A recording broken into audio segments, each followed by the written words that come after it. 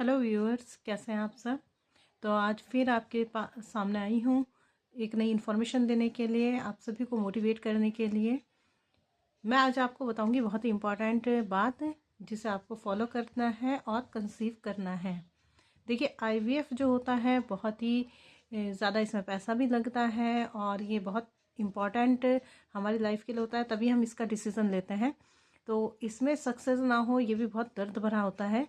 तो इसको सक्सेस करने के लिए क्या 5 चीज़ें आपको ज़रूरी याद रखनी है, उसी के बारे में बात करेंगे और इसे अपनी लाइफ में उतारने की कोशिश करेंगे। तो मैं हूँ शीबा, आईवीएफ सर्वाइवर, और मैंने पहले ही साइकिल में आईवीएफ से कंसीव किया है, एक हेल्दी बच्चे को जन्म दिया है। तो इसी वजह से मैं कोशिश कर रही हूँ कि आप लोग भी मोटिवेट हो मेरी तरह, क्योंकि हर जगह से निराशा लगने के बाद, हर जगह से कहीं से भी कोई उम्मीद नहीं थी, बाकी बस एक ऊपर वाले से उम्मीद थी। मेन उम्मीद तो उसी से होती है, और उसी सब को देखते हुए हम आईवीएफ के लिए गए और हमने पहले ही साइकिल में कंसीव कर लिया। जैसा कि मैंने आपको पहले भी बताया था कि मैंने पहले नेचुरली कंसीव भी किया था, लेकिन ज़िंदगी कैसे कैसे मोड़ पे आके रुक जाती है हमें नहीं पता। वो बेबी हमारा नहीं रहा था और उसके बाद से हम लगातार बहुत ज़्यादा परेशान थे, और लगभग 4 साल इनफर्टिलिटी झेलने के बाद हमने 5वें साल कंसीव करा है। 2021 में मैंने पहला बेबी कंसीव किया था और 2021 में ही वो नहीं रहा, और उसके बाद से लगातार इलाज होने के बाद कभी देसी नुस्खे, कभी पता नहीं कितने इंजेक्शन्स भी लिए, क्या क्या नहीं करा, लेकिन उसके बाद जब कहीं से कोई उम्मीद नहीं बची तब हमने आईवीएफ का सहारा लिया, और ऊपर वाले की दया से और आप सब की दुआ से भी ये क्या हुआ, हम लोग सक्सेस हो गए। तो उसी बारे में आज बात करेंगे, लेकिन 5 चीज़ें जो मुझे लगी कि ये ज़रूरी होनी चाहिए, जो मैंने नहीं कर पाई, मुझे किसी ने बताई नहीं थी, लेकिन आज मुझे लगता है कि मुझे आप सबको बताना चाहिए। तो चलिए स्टार्ट करते हैं। सबसे पहली चीज़ जो नंबर 1, आप इन चीज़ों को गांठ बांध लेंगे और बिल्कुल ही अपनी लाइफ में इसको उतारेंगे। कंसीव करने से आईवीएफ के लिए जाने से पहले कम से कम 3 महीने पहले से आपको ये रूटीन फॉलो करना है और ये चीज़ें आपको ध्यान रखनी है। तो सबसे पहली बात यह है कि आपको अपने लाइफ स्टाइल में चेंज करना है।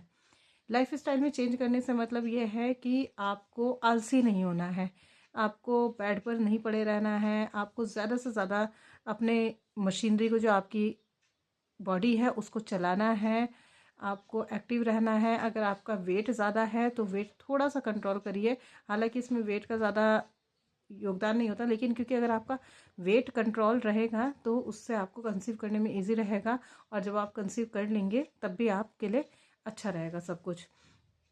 तो आपको क्या करना है, सबसे पहले अपना लाइफ स्टाइल चेंज करना है। तो हेल्दी लाइफ स्टाइल आपको अपनाना है, लेटे नहीं रहना है, वॉकिंग की आदत डालनी है, सुबह शाम झाड़ू पोछा करें अपने आप से, जितना काम आप खुद कर सकते हैं। अगर आप ऑफिस जाने वाले हैं और ऑफिस आपका बहुत ज़्यादा दूर नहीं है तो आप कोशिश करें कि पैदल चलें, और इन सब चीज़ों को अपनाएं, ये आपको करना है। सेकंड, आपको क्या करना है, आपको हेल्दी डाइट लेनी है, प्रोटीन रिच डाइट लेनी है। प्रोटीन रिच डाइट में आपको पता ही है, आप स्प्राउट्स ले सकते हैं, चने ले सकते हैं, आप राजमा, छोले, पनीर, अगर आप नॉन वेजिटेरियन है तो आप चिकन ले सकते हैं, फ़िश ले सकते हैं। तो ये सब चीज़ें आपको अपनी डाइट में इंक्लूड करना है, और आपको जंक फूड से बिल्कुल दूर रहना है। जंक फूड से आप कोशिश करें कम से कम 3 महीने पहले से, जब आप सोचें कि मुझे आईवीएफ करवाना है, तो जंक फूड से आपको कम से कम 3 महीने पहले से ही क्या करना है, दूर रहना है। इसमें आप मोमोज, चाउमीन, स्पेशली इन चीज़ों के लिए तो मैं बिल्कुल मना करूँगी, क्योंकि ये बहुत ही ज़्यादा हार्मफुल होते हैं। और अगर आप कंसीव करने का सोच रहे हैं और आप इन चीज़ों को नहीं छोड़ पा रहे हैं, चाय भी आपको कोशिश करनी है कि कम से कम लें, कॉफ़ी भी आपको कोशिश करनी है, क्योंकि कॉफ़ी बीपी बढ़ाती है, और बीपी बढ़ने की वजह से कितनी प्रॉब्लम्स आती हैं ये कोई मेरे से पूछे, क्योंकि मुझे बीपी का इशू भी बहुत रहा। तो ऐसी चीज़ें हमें नहीं लेनी है, हमें पता है हेल्दी डाइट कैसी होती है। और अगर आपको नहीं भी पता है तो कहीं ना कहीं आप यूट्यूब पर सर्च करेंगे तो आपको पता चल जाएगा कि प्रेग्नेंट वुमेन को कैसी डाइट लेनी चाहिए, वैसी ही डाइट आपको लेनी शुरू करनी है। तो सबसे पहले हमारे लिए ये हुआ कि हमें क्या करना है, अपने लाइफ स्टाइल में चेंज करना है। और सेकंड बात ये हुई कि हमें क्या करना है, हमें प्रोटीन रिच डाइट अपनी लाइफ में इंक्लूड करनी है। 2 बातें हो गई।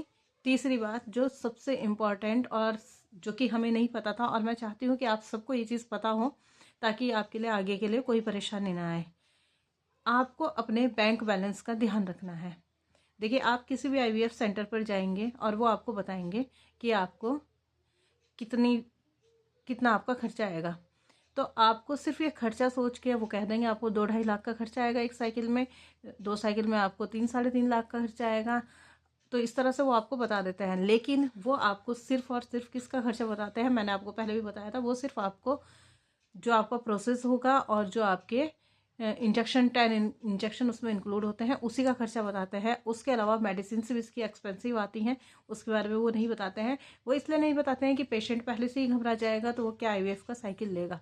तो कम से कम अगर आप चाहते हैं कि आपको आईवीएफ के लिए जाना है तो आपके पास प्रॉपर बैंक बैलेंस होना चाहिए, ताकि आईवीएफ करवाते हुए ऐसा ना हो एक टाइम पे आके आपको लगे कि आप बहुत ही ज़्यादा परेशान हो चुके हैं और ये आईवीएफ हमने क्यों ले लिया, ये साइकिल हमें लेना ही नहीं चाहिए था।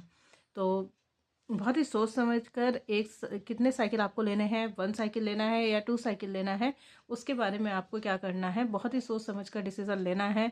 अपना बैंक बैलेंस देखना है, क्योंकि पहले भी मैंने आपको बताया था और अब फिर बता रही हूँ, औलाद ज़रूरी है, लेकिन अगर हमारे पास एक्सपेंस करने के लिए खर्चा पैसा ही नहीं बचेगा, आगे उसे पालने के लिए ही नहीं बचेगा, और हम मेंटली प्रेशर में रहेंगे, तो हम किस तरह से कोई भी काम कर सकते हैं, किस तरह से हम अच्छा रिजल्ट ले सकते हैं। तो आप अपने बैंक बैलेंस का ध्यान रखिए। अदरवाइज़ बच्चा हम गोद भी ले सकते हैं, गोद लेना ज़्यादा बेटर ऑप्शन रहेगा अगर आपके पास इतना पैसा नहीं है। आप वो बहुत ही अच्छी बात होती है, पुण्य का काम होता है, बहुत ही सवाब मिलता है अगर आप किसी यतीम खाने से, किसी अनाथ आश्रम से आप बच्चे को गोद ले लेते हैं। तो इसलिए ये भी बहुत ज़्यादा दिमाग में प्रेशर नहीं डालना चाहिए कि नहीं हमारा ही बच्चा होना चाहिए, हमारा ही बच्चा। क्योंकि अगर आप किसी तरह लोन लेकर आप आईवीएफ करवा भी लें, ऊपर वाला ना करे, अगर आपको पॉजिटिव रिजल्ट नहीं मिलता है तो बहुत ही ज़्यादा दुख होता है, ऊपर से आपके ऊपर कर्जा अलग हो जाएगा। तो कर्ज लेकर बिल्कुल भी आईवीएफ नहीं करवाना है। आईवीएफ करवाना है तब जब हमारे पास प्रॉपर बैंक बैलेंस होता है। नंबर 4 आपके लिए क्या है, नंबर 4 आपके लिए है कि आपको पॉजिटिव माइंड रहना है। देखो, किसी भी काम को आपको पता ही होगा, अगर कोई भी काम हमें करना है तो उसके लिए पॉजिटिव रहने का कितना बड़ा बेनिफिट होता है। जब आप पहले से ही ये ठान लेते हैं कि ये काम हो जाएगा तो आधा काम तो वहीं बन जाता है। तो उस काम को बनाने के लिए आपको क्या रहना है, पॉजिटिव माइंड रहना है।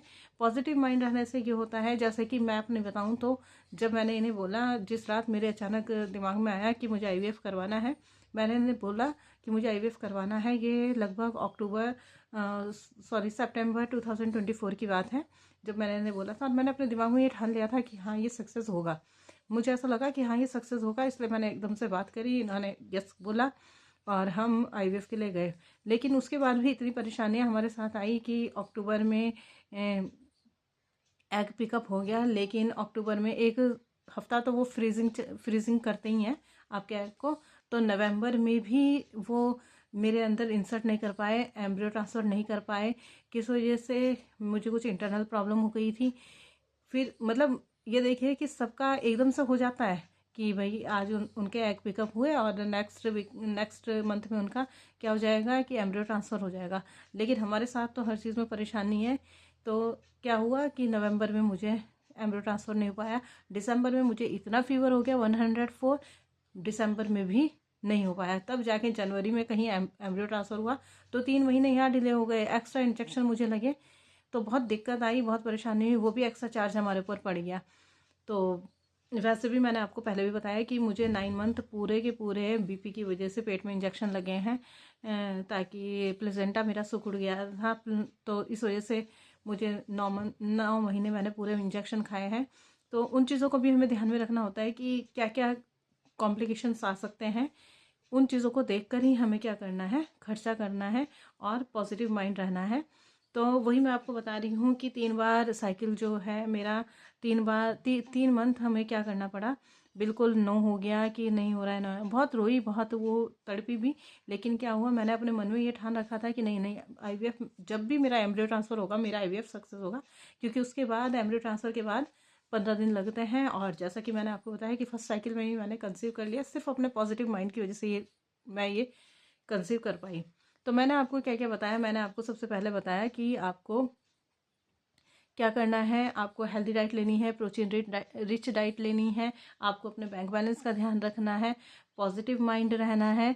तो ये सब चीज़ें आपको करनी है। और last but not the least, सबसे इम्पॉर्टेंट बात जो होती है, हम जिस भी ईश्वर को मानते हैं, आप किसी को भी माने, वो आपका अपना अपना धर्म है, अपना मज़हब है।